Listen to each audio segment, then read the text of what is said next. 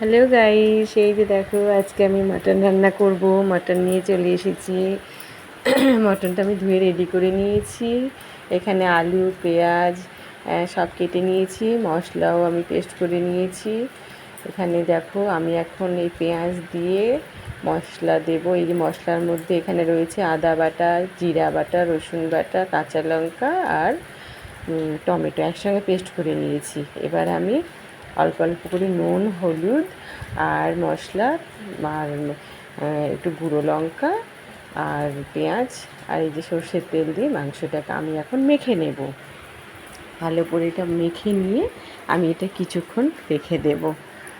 দেখো তোমরা, আমি মাংসটা মাখা হয়ে গেল। এবার আমি এটা ঢেকে দিলাম। এবার আমি কড়াই বসিয়ে দিয়েছি। এই যে তেল দিয়ে দিলাম, তেলটাও গরম হয়ে গেছে। এবার আমি আলুটা ভেজে নেব। দেখো আলুটা একটু বড় বড় করে কেটেছি, খাসির মাংসের আলু তো একটু বড় করে কাটতে হয়। আলুটা ভাজা হয়ে গেছে, আমি তুলে নিচ্ছি। এবার তুলে নেওয়ার পরে এবারে আমি প্রথমে দিয়ে দিলাম তেজপাতা, তারপরে কাটা পেঁয়াজগুলো দিয়ে দিলাম। পেঁয়াজটা আমি একটু এবার নেড়ে চেড়ে নেব, ভালো করে লাল করে ভেজে নেব। একটু ব্রাউন কালার হয়ে এসেছে দেখো। এবার আমি মশলাগুলো দিয়ে দেব। দেখো মশলাটা সবটাই দিয়ে দিলাম। এবার আমি দেব একটুখানি নুন, দেব পরিমাণ মতো। তারপরে আমি হলুদটা দেব, তারপরে একটু লঙ্কা গুঁড়ো দেব। এবার একটু সামান্য পরিমাণ মতো জল দেব, দিয়ে মশলাটা ভালো করে কষবো। দেখো তো বন্ধুরা হচ্ছে কি না, আমি ঠিকঠাক রান্না করতে পারছি কি না।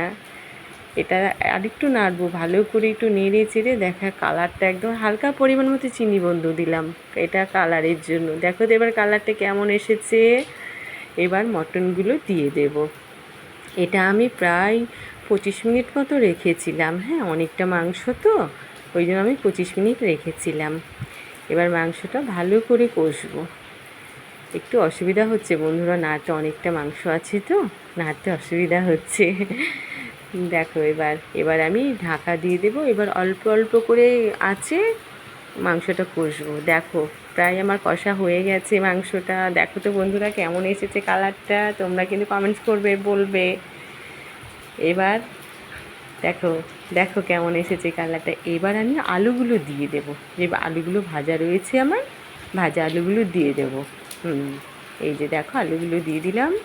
তারপরে আমি কিন্তু পাশে আগেই ওভেনে জল বসিয়ে রেখেছিলাম বাটিতে করে। এই গরম জলটা এবার দিয়ে দেবো। এই খাসির মাংসতে কিন্তু গরম জলটাই দিতে হয়, ঠান্ডা জল কিন্তু তোমরা দেবে না। আমি পরিমাণ মতো জল দিয়ে দিলাম। এবার আমি ঢাকা দিয়ে দেবো। মাংসটা আর একটু সেদ্ধ হবে তো, আলুটাও সেদ্ধ হবে। তোমরা দেখো রান্নাটা কেমন হচ্ছে কমেন্টস করবে। আমি ঢাকা দিয়ে দিলাম। প্রায় আমার রান্না হয়ে গেছে বন্ধুরা। এই যে এবার লাঞ্চ রেডি। দেখো এই যে আলু দিলাম প্রথমে, এবার মাটনটা দিচ্ছি। বন্ধু আমরা লাঞ্চ করে নিই, তোমরাও লাঞ্চ করে নিও। কেমন হয়েছে রান্নাটা তোমরা কিন্তু কমেন্টস করবে। ওকে, টাটা।